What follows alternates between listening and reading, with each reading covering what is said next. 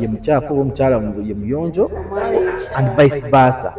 Yes, munjogere nyangu ffenna tusiiga. Naye kyoba onoteeka mu consideration oba omuntu alina okutegeera ennyo kiri nti katutunuulira tugeze nga UTI zino eno UTI zino zirabikira nnyo mu bawala oba mu bakyala okusinga mu basajja. Urinary tract infections ezo endwadde z'obukaba ezo abasajja faadi abasajja batusombedde endwadde z'obukaba anti kati kale statistics ziyinza okulaga nti kale abasajja bo basobola okuba nga beebakaabaka omusajja asobola okwebaka n'abakyala nga basatu enjawulo akuba ennaku zino era bikyuseemu nammwe saidi yammwe gyeki temukikuba nnyo nga mukizeemu naye ebazitambuza olw'ensonga lwaki mukwano kyongereko be bakyasinza okutambuza obulwadde abasajja okutambuza obulwadde abeera n'abakazi nga 10 abasajja banantabukira kati abasajja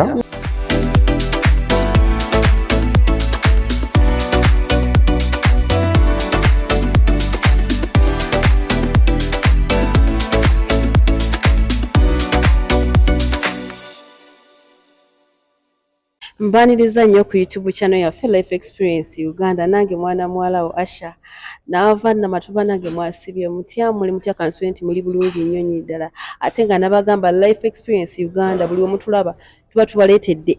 ebintu bingi nabagamba tuyinamu ebintu by'obulamu trending story, love story, kwegamba package yonna eri mu Life Experience era nga nebaza abantu abatulaba abali e Uganda abali abroad ng'owasalawo n'ogamba kandabe Life Experience Uganda bannange tusiima etasiima ebola ekolaki ajoba ne mukulike yidi mukulike eyo n'abataatuyita bannange emmere ya Idi yatwala alina mukwano gwange yaŋŋamba mbu buli musiraamu gwe nimukubira esimu mukambwe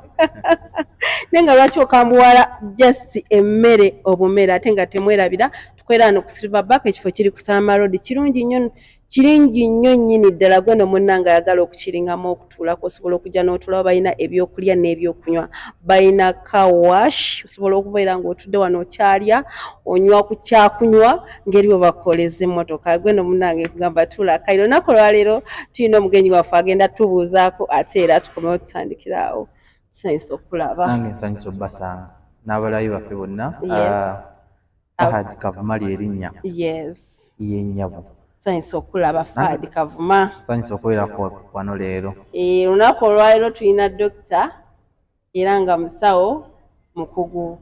gweno munnange nkugamba tula kaira atamanyi ku bya bulamu omanyi sometimes tubeera mu relationship oba tufuna abantu ne twepapira tetwewabudde kulaba omuntu ono mulamu gwe ngenda naye omuntu ono bulamu bwe buli butya n'opakuka love ebe kutimbye okubanga omuzimu so olunaku olwaleero Fahad Kavuma agenda kubanga atuwayawayamuuko naye ate era gwe nomunnange ogenda kuvaho ng'okoze eki onnyonnyosa era nga ne Nashintale kababuuzeeko ate era tukomawo tutandikiraawo nakibuuza ku bantu tubagala nnyo musiibye mutyamu muliyo mutyamu gyebaleko amanya neddoboozi nze Nashintale wano ku Life Experience Uganda mwebale kutwagala mwebale kusubscribinga mwebale commentinga mwebale okugumita eyo gye mukola ki gye mutulaga naffe tuleeta ebyokya abavuma ne bavuma tuziraba bataginga naye no tebagenda tuvuma baaba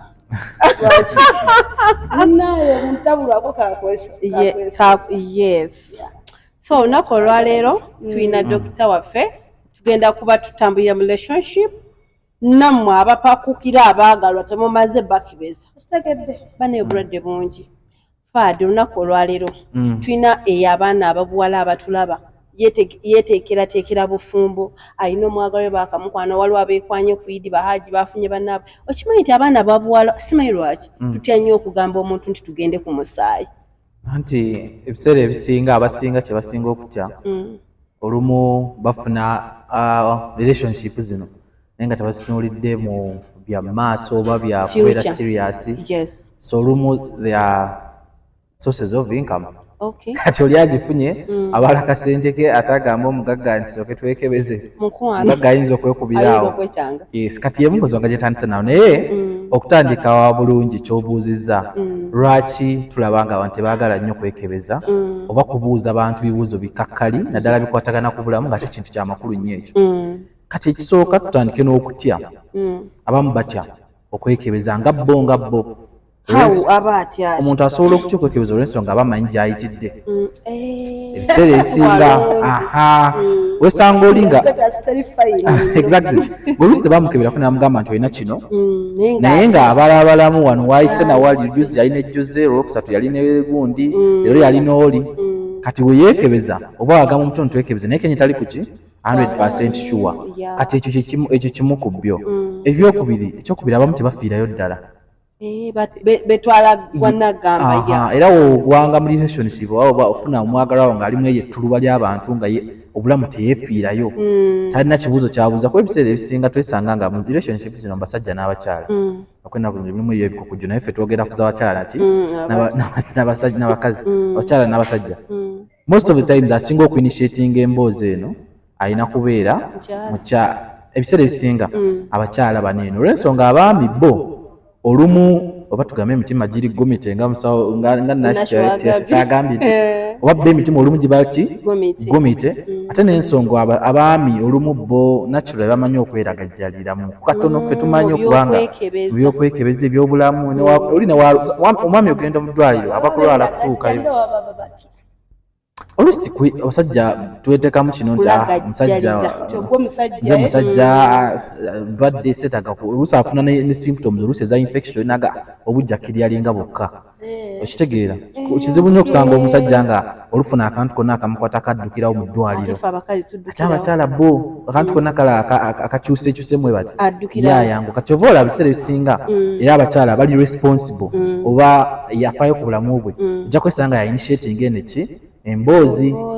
ekituufu oŋŋambye oyagala okubeerako nange mu mbeera bweti ne bweti naye oyimiridde otya ku kino tugeze ku kalwadde akawuka oba akawuka kamukenenya kyoyimiridde otya tukebere ku zino STI bino bikinziku akina kandida oyimiridde otya kati mpozi erina embambi wali abaami abali very critical ng'era ajja kutunuulira agamba nga tunakola kintu kyonna tusooke tukole ki twekebeze so ensonga yokubyadde just oli omuntu nga just mulagajjavu naabanga eki kibuzo tebakiinitiatinga mu mboozi ekyokusatu wakyogeddeko ng'otandika okupapa twepapira exactly twesanze mu bbaala lwa mukaaga tuli oba ku bbaala yonna ng'onsiimye nkusiimye waliyo nayiti eriyo ekutte kikutte nayiti ewedde onsiimye nkusiimye tutambuliddewo tugenze ewaka so tukyamye kwadde mufamasi oba ki kyonna abantu bakoze eki mba mwayiseeko dda kati oluusi abamu kye basinga okutya wafuna maybe tugeze olina wabanga muntu ategeera ennyo oba muntu yafaayo ennyo ajagamba tusooke tufune obupiira naye ate ennaku zineeno ebigambo ebyogerebwa kwekuuma muntu agenda nagamba kino nze bunjo kya nze toŋŋamba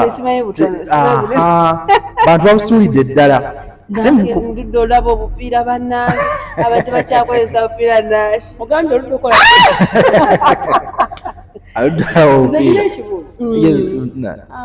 mu relationship eno ng'etandika ndwadde mmeka oba ndwadde ki zetulina okwekebeza kati endwadde nnyingi zetulina okwekebeza naye tugendeko ku ndwadde eziri kabi akasinga zogamba nti zino kati nga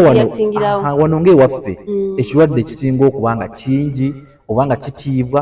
siriimu fena tujja kukibuzaabuza so at least byonna nga tonabirakolebwa nga tonako ebirabirwadde ebirala byonna nti oba omuntu ono alina sikoseero oba omuntu ono alina kirwadde bwe kiti tandike ne siriimu at least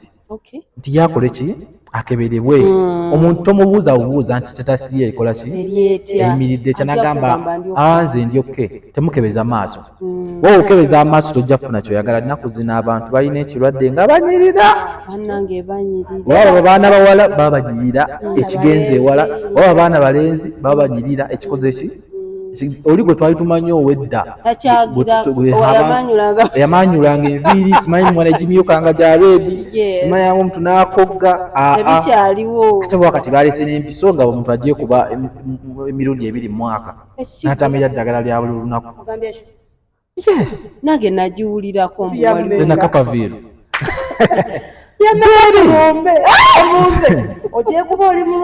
abalwadde balwadde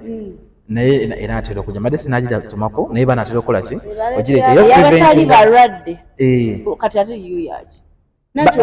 bajja gireeta eyo essaawa eno balese eno nti banaadde bamira empeke mmeka empeke buli lunaku naye gye ya prep wakati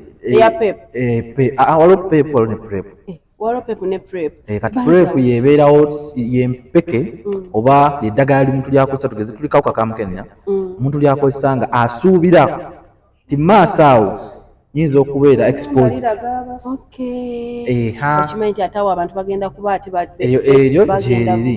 kati then lino etera omumira kati peepu ano ali very common abasinga gwe bamanyi ono ye gwe bayita post exposure yabeerawo singa oba omaze womaliza nowezuula nti omuntu ono gwe manakava okubeera naye wasi tunyina exposure gyenfunye yonna atwala nayitawo ssaawa 72 osobola okutandika kuki ku peepu kati wawulire badde nyoga gye bajja okati bayita prep ddyo nga osuubira mu maaso so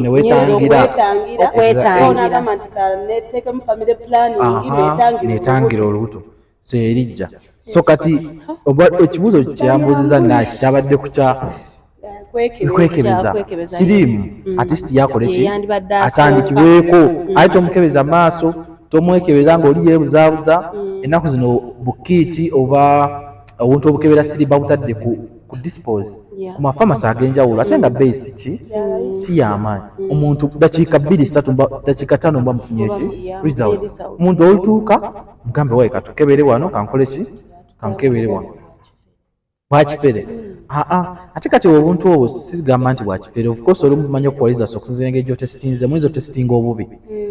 n'ekyokubiri oyinza otestinga omuntu waliwo kye tuyita window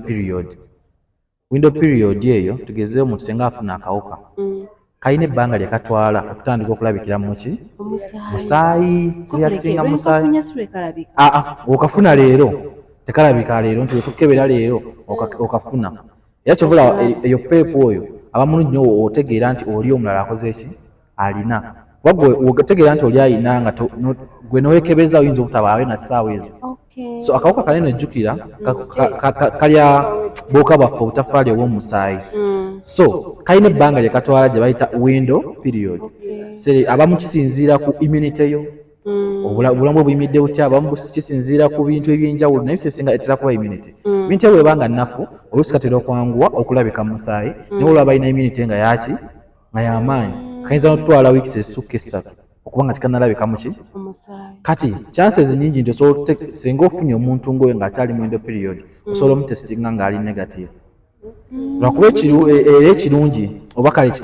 ekitatiisa nnyo ebiseera ebisinga bwekaba nga tikalabika mu musaayi chances zaako ez'okuba nti omuntu ono akakusiiga era nazo ziba ntono olw'ensonga tekannaba ku replicatinga kubeera muki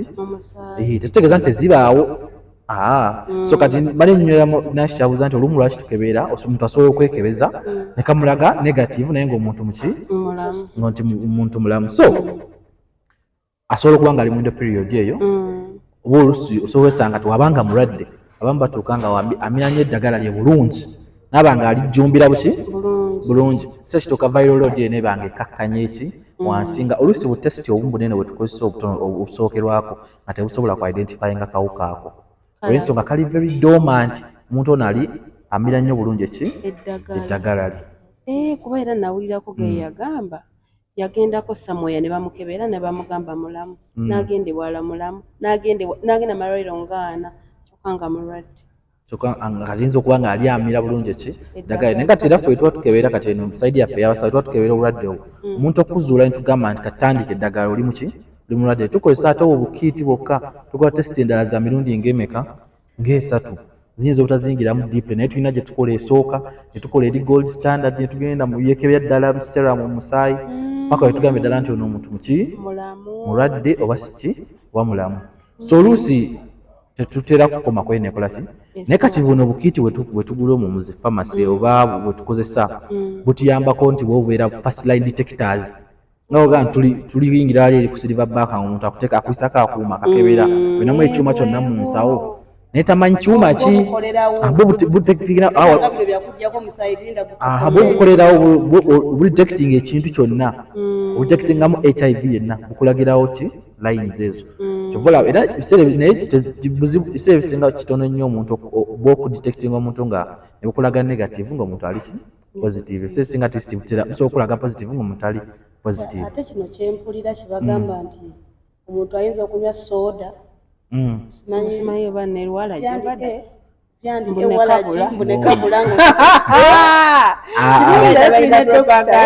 tubimanye kuba omuntu ajja kuddayo agambe nze kayinaye ngina n'omwami kasooke nyweyo kano nkebere ne panado bayigawo liryo eddagala linakunyonyera lye bakozesa eryaki ya ARVs eryokka singa omuntu aba alimira buki omuntu aba nga abirimira bulungi osobola omukebera mu kaseera kunakola naaba nga takola ki nakiri kye nanyogeddeko ekyawindo ki period ng'omuntu oyo ayinza okuba nga oluusi yali mulamu kati n'abaako omuntu gwafuna naye ne bamusiiga kati gwe n'omufuna nga tonnayitawo na bbanga liwerako ontegedde asobola okuba nga yakafuna naye kakyali tekanaaba kutandika kulabika mu musaayi. Yes, then nagambye era omuntu abamu eyo period ebiseera ebisinga chances z'okuba nga asobola osiiga era nazo ziba ki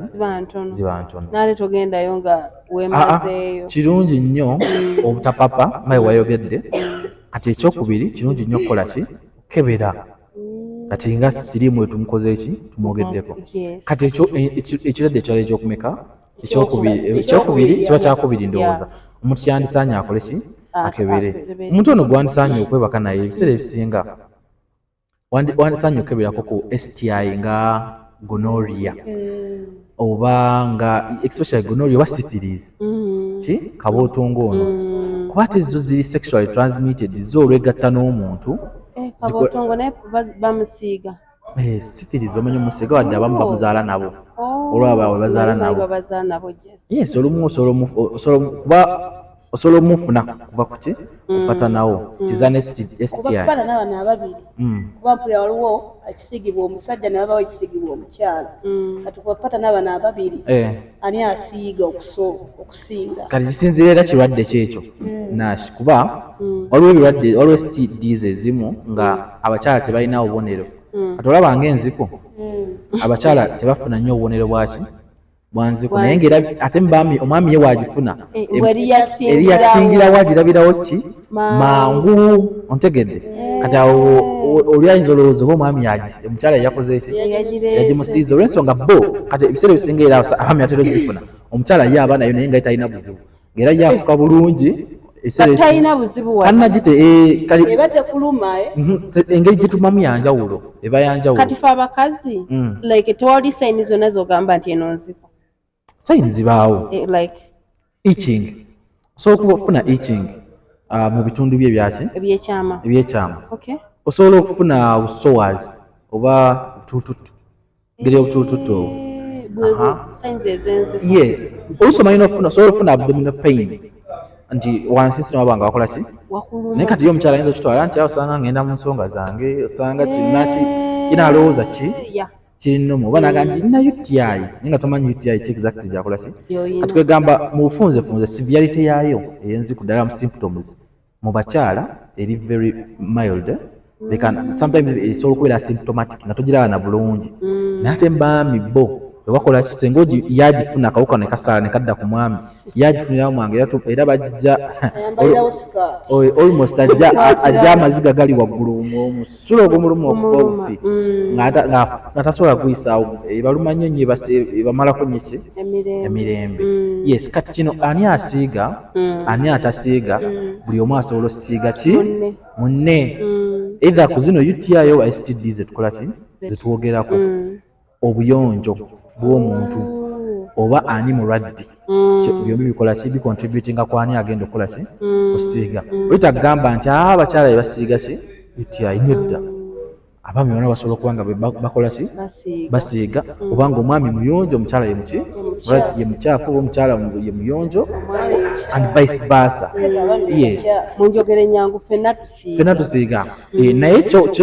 kyoba onoteeka mu consideration omuntu alina okutegeera ennyo kiri nti atutunuulira tugeze nga UTI zino eno UTI zino zirabikira nnyo mu bawala oba mu bakyala okusinga mu basajja. Urinary tract infections ezo tuyite endwadde ez'obukaba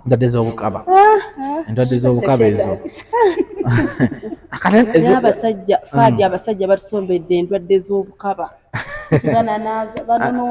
anti kati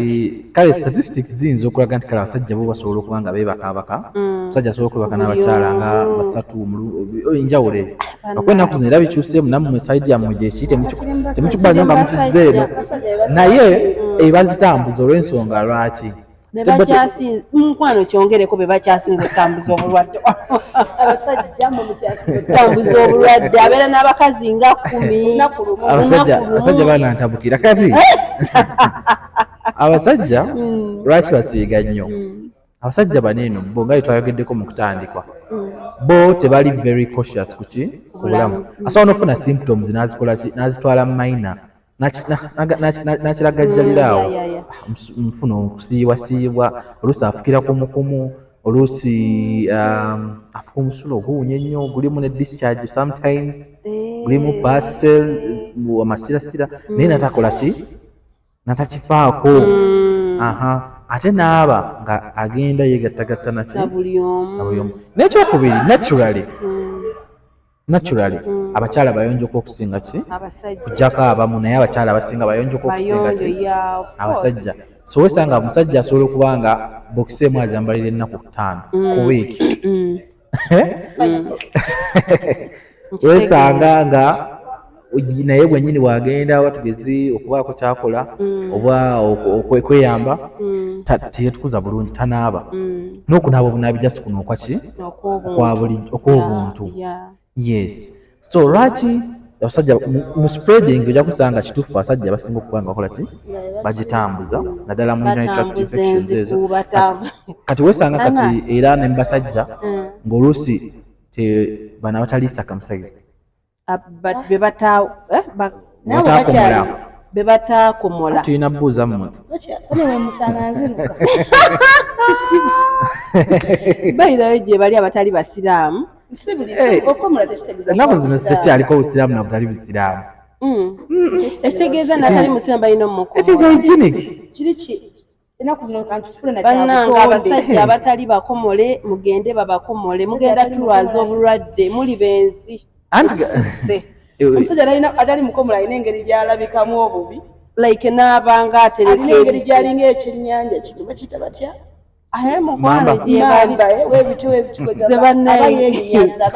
ayino abasajja baire basinga n'obukyafu anti kati wesanga kino kikava kyabwe kibatali oli waba takirongoosa bulungi kihaidinga obuwuka bwekweka omwo kati ate oli waba mukyafunaoyinza n'osangamu obuwungawunga engeri y'obuwungawunga mukyereza naye obuntu tobuliko obuwungawunga kyobalaba nze ndi musisi mukwano sigenda gumiikiriza nsonga za bulwadde ate mukola alina okuba nga ali extra nga muyonjo clean anti kati abasajja abasinga sincerely speaking bakyafu tobamanyi kweyonja amala okwegatta n'omuwala neyeebaka webuuze waliwo bagenda okwebakako abasatu olunaku wekikukakatako okumuyonja bbaawo wembanga nakufumbirwa wemba girlfriend nina byengenda okola nebesigenda nabo naabo nekimala omusajja nga boyfriend wo really boyfriend olina omuyonja wayagala ekiyonja anti kati olw'ensonga awo otamuyonja agenda lwaza gwe wagenda otavaako kanula njagula amakerenda awo nawo tujja kwogera waliwo obuzibu awo olowooza nti ojagula amakerenda gawonye buli kimu gajja kuleetera ebizibu bayirawo enza olaba faadi kyendaba abakyasinza etambuza infection abakyatambuza ebyo simaiti naddala ebyo ebirwadde byekikaafu abakazi sometimes gye bali abenzi naye waliwo abatali benzi abasajja tebeefaako beeragajjalira era okugamba gayi nti twekebeze nashigayi okukkiriza mbu ayinza n'okugamba lwaki onkebera kati mbayina nakikubuuza gayi akwanye nga mugagga nasho osobola omugamba muno tugende twekebeze samutemuzi omutwisa amaaso naye nze nedda ne bw'oba pulezidenti kugamba kwani tusooke ku musaayi anti kati kyolina otegeera musajja the first day kulya olya nnaku mmeka nsooka nembalansingamuuko omanyi omusajja omufere omulabawo munaku abeera ne kasupiidi mukwano kasupiidi akaatuma anyway lwakuba enaku lusobola kwawula n'omutuufu asobola oba ne kasupiidi naye olunaku luno olusooka sooka omuwa ettayimu omumanye ebiro birwabyo ebiki byala nnaku zino ezisooka olaba otya gwe musajja wenzikuwaamu ezo neguwamu wiiki nga bbiri nga tukyetegeera kyolina otegeera kirungi kikola bulungi nnyo ekyo omuntu okumuwamu time obutakola ki otamupapira kikuwa chance nyingi okutegeera omuntu ono okutegeera oluusi n'ebigendererwa bye naye kukibigendererwa tujja teekawo sita okutegeera kale okumweyogera omutegeera oluusi ne setasi ye okitegeera kati weeteeta ebigendererwa oyinza obutamanya kuba omusajja asobola n'omumala omwaka mulamba ng'ali ku kigendererwa kimu ng'ayagala kukwabula ng'ali ku kigendererwa kimu mwana mbamanyi so tekiriiko tekiriiko nti ono waawoiki kyemmanyi okukwabula kati kuli wonna ngesobola okukwabula wembanja wonna wemba njagala kukwabula era nsobola okukola byonna byoyagala nenkulya nenkubya nekugamba tukite osobola okugamba mbu tukite omanyi nti omusajja asobola okukyawa nga tagambye nakugamba naaki omusajja asobola omugaba tukite nange nsobola okwebidde ekiro ku makya nenkuya nenkugamba tukite obuwomi buba bwasusi omulabye edda omusajja nakuleka omusajja gwonaabeera naye anti katufadde ye musajja omuwala osobola omwatulira mbuno tukite kuba abasajja temuteera kukikola kati ekiseera esinga yogera amazima faati nti osobola okera ku makya n'ogamba omuwala nti mukwano olaba kiganye tukite batono agenda mu silent eyali akunyega takyakunyega yali akweza message takyakubira batono olw'ensonga n'emitima gyammwe minafu anze okingamba egy'abakyala anti oli wakigamba ogenda kukaaba ogenda tekikkiriza ate mwabasinga okukyawa omusajja talina nsonga akyawa ebiseera ebisinga aba akyawa sajja bakyawa anti babeera n'abakazi akyawa naye okukyogera tabajja kukola ki kitono nnyo naye omusajja era naturally si bantu teboogera tuyingira relationship eno tumaze ebyokwekiriza byonna olowooza musawo dokita omwami omusajja gwe tulina wano relationship eno etambulira kuki in terms of condition what erina kutambulira kuki ku ssente ku mazima obwesigwa oba ku love relationship omanyi relationship kyanjawulo n'obufumbo nange nakiraba relationship ogibeera naye mu bufumbo birala relationship kyanjawulo njagala nkuddemu nga nkusinziira mu relationship oba mubufumbo nayingira bufumbo kati mu relationship nga iyo ekituufu kinti yandibadde relationship entuufu etambulira ku mazima amazima ne kindness kyekisa olina otegeera nti munno asobya ate nange nkola ki nange nsobya ekyo ekisookebwako ddala then amazima oba honesty ge galiwo nti nojja kumanya nti newemba ngenze eggulu nyinayo mister gyali sigenda kweyisa mu ngeri bweti nakola ki nabweti kati then love ejja oyo love nzibu nnyo its on and off ate ebiseera ebisinga yemanyi n'okuggwawo nemusigaza circumstances nga zezibagatta nolava eno ey'okuba nti you'll call me in the morning, you'll call me in the evening ojja kukola kituuka ekiseera nga kiweddewo first maybe mufuuse bize owa second mwemanyidde kati buli omu ali used ku munne yes so kati love tekola ki naye mulina ekibakola ki kibagatta nti mulina circumstances ono omuntu wange ali bwati neki ne bwati kale ate ye weetuuka ebiseera ebisinga kati ate ku saidi yammwe omutandika okufunira obuzibu otandika okompeyalinga biri ebyakola ki ebyasooka lwaki wankubiranga takyampeereza message exactly wankubiranga zino essaawa tokyankubira zino so awo ntufunamu ki misunderstanding naye nga yantambulidde ku kyantambulidde ku mazima ku kindness okwetegeera okutegeera munno nomanya yes respect nti no gundi ayagala kino she wants this nakitayagala ki kino yaŋŋambye nkireke kino yaŋŋambye nkole ki tutegeeragana ŋŋambye ali wano kituufu akola ki ali wano obwesigwa olw'ensonga wonna ofuule wa FBI mu relationship kyonoonya okifuna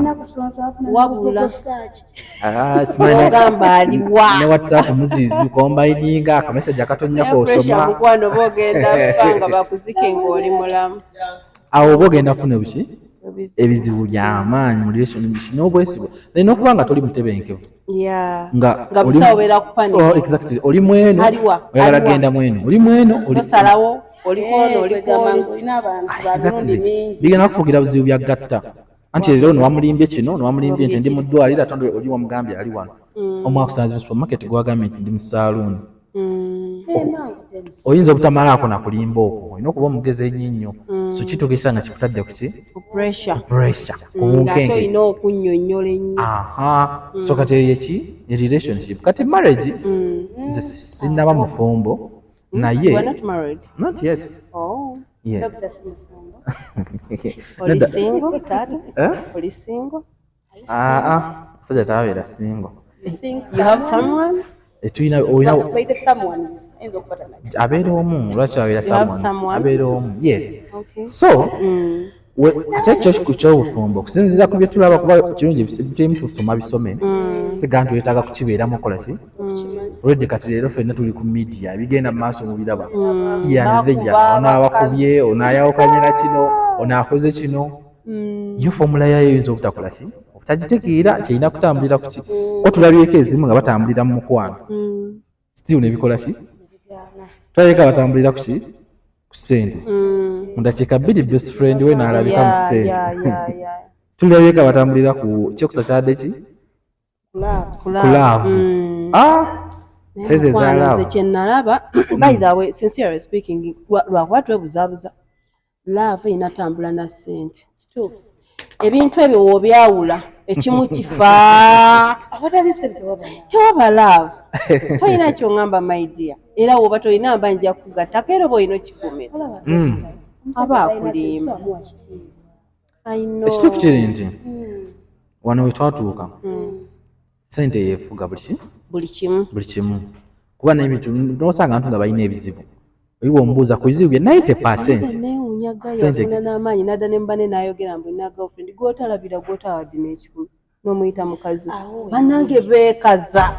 omanyi ki nti omukazi alina tomanyi nviiri zasiba zammeka tomanyi njala zakola zammeka tomanyi wasula wammeka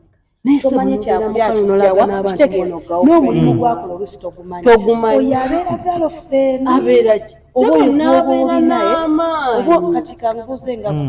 kati kangeze olina omukyala okanya kumulaba nga azzeeko obwokulaba tamanyi byakola olusi ne transport notandika n'abamu tebaba bawa tebamuwa kati oyo omukyala bw'atufuna omusajja ebbali n'amwendako oyo oyiga oba kikusanyusa nze ng'omuntu oli wafuna omuntu amuteekamu ssente asinga kuzanga kusanyukirako nkusanyukirako n'otakola ki n'otambula sokoleke mubeera mu relationship oba omuta ate tusigalamu yaki ng'ofunye asinga kisinzira kyewayagalamu relationship anti kati waliwo laavu nsobola okugumiikiriza dokita nemanya nti omuntu wange ono tannafuna ssente naye one time agenda kukola ki omukazi ne waaba ayina miliyoni n'okwata omutwalo n'ogumu wasanyuka oba omwongeddeko ebbali ly'obukazi nyina kyentera okugamba mikwano gyange temuzimba basajja mwezimbe omusajja buli lw'oli muzimba agenda kufunayo gwagenda obeera mu omuzimba nga naawe weekola ki weezimba buli omu azimbe ki azimbe munne tugenda malawo ekizibu kya nakuzimba nonsuulawo oba tolina tawulo gwamanyi muwe oba kisinziira Nash omusajja waba akwata emitwalo 2 oba 3 n'agakuwa muwe waba asobola okukwata ssente n'akwa naye kati atakuwa ssente omuwa zaaki kati omusajja wabanga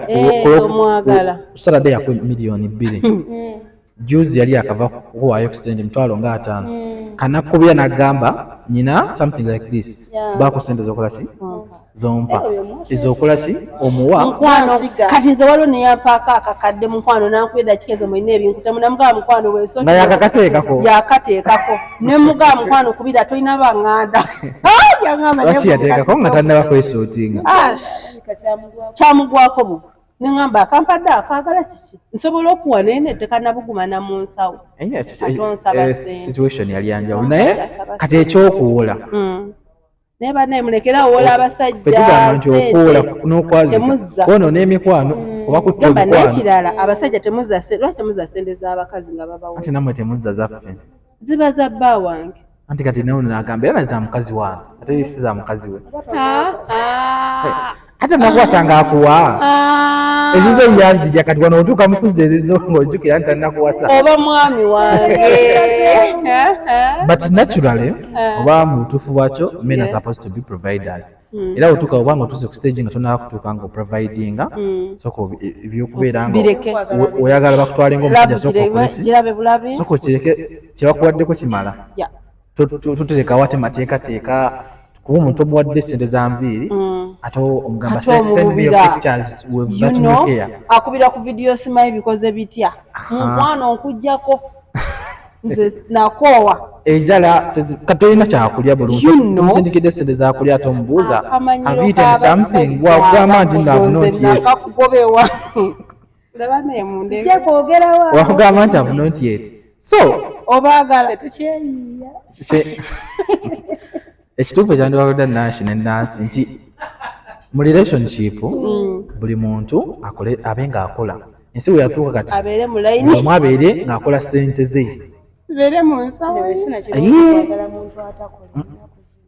waba musajja omukazi atakola ajja kumenya ate waba mukyala omusajja nga takola mwagaza ki kuba buli kyogenda omuntu agenda kugamba naawe okimanyi sikola ki ate mwamusanga akola ebizibu ebikola ki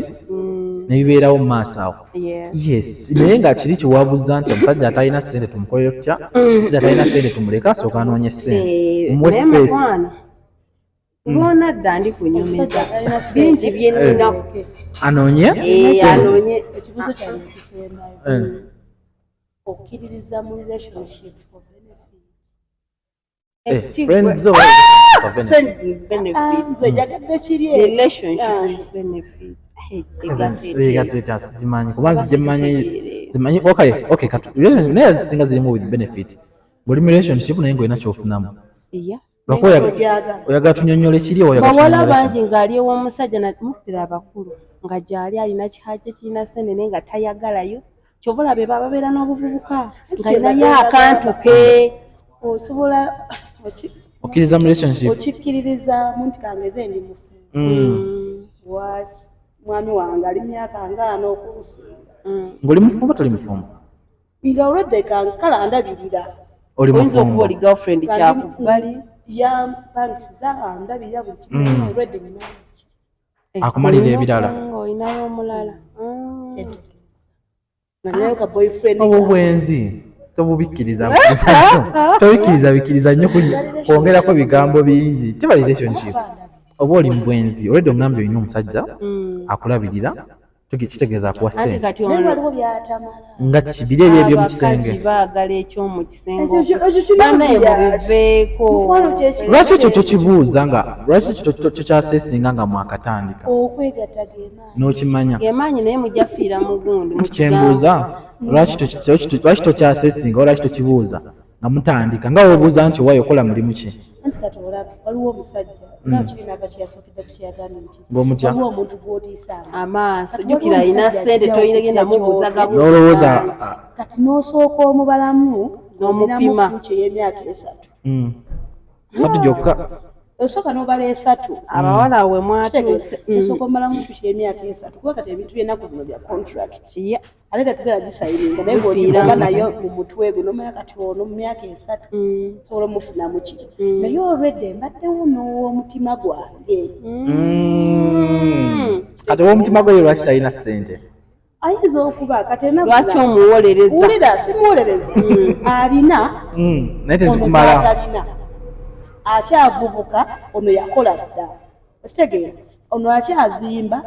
oli yazimba yakafuna poloti azimba ono yazimba dda alina ne family ewuwe kuba naye kati ogenze newa television olese wa vision yummi nadda era kyekugambye kino o television ono ajja kumbeera mumbalemu emyaka 3 nga boyfriend owa vision omulaba naye ajja kubeerawo ate yekyange ntajja kukimanya kigenda mujja kukikola separate nyabo tajja kukimanya senga ebigambo bino teri mukazi ayenda n'atalaga teri muntu ayenda n'atalaga ati abantu bamanya amanya n'akuleka yinza okuba nze nsobola okkikweka naye teri muntu ayenda ate nejja naawe nga nkwenzeeko naye nga tokimanyi anti kiriwo ekyo oyinza okikola ogusooka n'ogwokubiri n'ogwokusatu n'ogwokumi naye mu kaseera katono nnyo oba ogenda kukola ki kati okudda naki kyagamba kyolina otegeera ku nyinawo omusajja wange wa vision newa television tuula wansi gwe ng'omuntu nga gwe ogambe nze njagala ki nze bannaye njagala television vision ndio gikwata ogikole ki ogiteeke ebbali nti oba nedda nze njagala ki togenda ng'oli n'emitima emeka ebiri abaala obuzibu twagala anti kati ogenda kuba oyagala ssente owa television ate ne lava ogyagale kati omuntu ono ali mu projekiti emumenya alowooza kyona musana akola tava ku nnyonyi anoonya ssente zakuwabira obeere mu apartment ogule kawiigi kakumani wiigi akalungi aka miliyoni 3 ali ku ezo bizinesi akola ki atagenda komawo ekiro okusawa ng'akooye wamala okukoowa anti era ne waba mufumbo wamala okukoowa ajja kukola kiku kyanaaba akoze eki akozeeko naye gwe ojja funayo eno buno buddadi smart wire takola ye takola alina amaanyi gasiba mu kulya mulondo ng'alinayo investment ze z'abakyala bajja mu nga gwe investment okitegeera anti era kati gwafuuka investment gwoli kati ogenda kuzijja eri ozireete eno ate kati ono atalina agambye renti gyonsanga bulijjo gyoyagalira tukole ebintu renti bammaanyi olwokuba olina kiri kyoyagala ekyoyo oyo ojja mugamba mmeka ezo nti ataano gwata asasula renti nkyanzija because olwedde olina kiri eri sente olwedde zikolaki salawo mu bulamu kyoyagala salawo television ewa vision oziba sente funa omusajja alina ki onoonya laavu funa alina ki waliyo abalina byombi naye ebiseera ebisinga bizibu nnyo funa alina bitya bibiri I want a man ali 45 35 alina sente ze tawasa nkota zaalanko yazikola dda n'alinda ggwe kugamba emyaka gyonna ana yali awakola sente alinze ggwe abeere ne sente zaatali red flag niwe gaba 35 weebuuza kikyabadde akola wakati awo wonna omusajja alina sente 3 no ate woosoma ki ekigaana okuwasa abawasiza tebasoma kitegeeza waliwo kitali kituufu awo kitagatta so nga tumaliriza obugambo bw'obusembayo faali naye nga tujja kwetaaganga okomawo tusomeseeko naddala ku ndwadde z'abasajja leero tubaddeyo ku bikyandikwa katujja biyingira muki masa obugambo wange obusembayo katusookere ku nsonga y'ebyobulamu banaye kikulu nnyo okupuutinga health first tulabyeko abawala oba abakyala baali banyiriranga buli omu akuyayaanira essaawa zino tekyali ayagala mutunulako omusajja wamufuna n'opapa nakuteekako nakulaza bulwadde ate obulwadde teri agenda kukola ki kwagala omusajja omufunye infection azikusiibyako buli kaseera obeera mu maki malwaliro expenses zikola ki zigenda ofunye oluusi ebirwadde byotajja nakusobola bigenda obeera obulamu buki lubeerera so health should come first nga tannakuwa zino sente zagenda kuwa zina transport money pill money and so on at least soko making sure nti ndiki ndi safe obanga toli safe omusajja omukole ki mwerekereze bulungi omusajja omufunye ogenze naye olumutuuse kwa towulira awunya it looks dirty naye you continue because of money nange first meet yange n'omusajja koodi zo ndabika omuntu omulaba mugana omuntu ono ddala n'abaako engeri gy'atunulamu eyina amatu gagegedde ali awo empunya tugitegeera mukama abatwale oluusi waba mukyala otuuse omulaba ebyennyanja biwunya buli wamu ogamba naye noga ye waaba ayina bizinesi gyakola nti yamafuta agala atulaga enjawulo so hey first then the rest can what follow mu relationship gobeera mutima gwe kyegwagala olira ng'oyagala sente noonya sente olira ng'oyagala love noonya love tonayiza nnyo and don't seek a lot of information because tojja mmalako bizibu bingi ebiri buli engeri gyatambuze ya Nancy yanjawulo ebizibu byalo byanjawulo otunya relationship is breaking out on social media oli ensonga eno ono yawenda ono nti ate media ono nti ate mukwano gwe yamusigudde kwebityo teri ya media yondalako nakitumalirize mukwano tumaliriza bananga abalabi baffe bali kutubeerako mwe bali kutwagala subscribinga abalaba program zaffe banaye musharingeko bannammwe mukopinge linki muzigabire abalala kitegeera tugenda kuleeta ebintu ebyenjawulo bisingawo buli lunaku tufumba kitegeera ate program ez'enjawulo gundi yemu channel yemu so mutwagale tubagale mukomentinge bye mwagala tukole fena fe tujja kola kikubyogirako ningaale teweerabira nti ndi wano okubagamba tulina business naffe tukola nzolooza tubeera n'owukka tulera ngalo tuli bangalo bonnani tukola era oba olina emirimu otuwe abaagala amasaati abaami abaagala empale ennungi abaagala amasuuti abaagala amataayi abaagala ebintu ebirungi nga byabaami edduuka weri tusangibwa ku Mid City level 2 n'omunamba eri 137 omusobola okusanga abatwagala osobola okunkubirako ku nnamba y'essimu yonna enaabeerako nojja ne tukuwa ebirungi ate mwabagala live band tugenda bakola live band mu bifo ebyenjawulo olina bbaala olina gadeni olina baasi bana ennaku zino buli mukolo guliko live band banaye mutuwagire tulina band ennungi abaana abayimba obulungi tukuyimbira olimba n'olwasookawo nga nenja gye tannazaalibwa old music yenna music eziriko abani tuwagire tojja kuba ku namba y'essimu eyo yennyini kubanga okola ki otufuna ozi akasembayo nga abalina ebibuuzo tubasaba mbiteekewo mu comment section awo wonna woolabidde vidiyo eno oba ku TikTok oba ku YouTube yaffe ya Life Experience Uganda yonna woogirabye teeka ebibuuzo tugenda kuba tukomawo mu session eddako tujja tutandika n'ebyokubiddamu kyonna kyoyagala okumanya ku byobulamu relationship naki teekawo ebibuuzo tugenda kuba tubiddamu tweyanzeege bagamba ebiwoma biggwa byokya ate nga tukolera wano ku Silverback ekifo kiri ku Salamarodi gwe nomunnanga ayagala okukiringako okujja okutuulawo jangu otuulewo balina ne kawash balina ebyokulya n'ebyokunywa jangu bawagire ate nga seerabidde bakama bange Navas Beauty basangibwa Makindi bakolako gwe omukyala olina omukolo olina okwanjula olina okukyala olina okuyinyira olina embaga banoonyeko ba Navas Beauty bajja kuba gwe omukyala bakolako bulungi nnyo ate balina customer care banange mubeere bulungi bye bye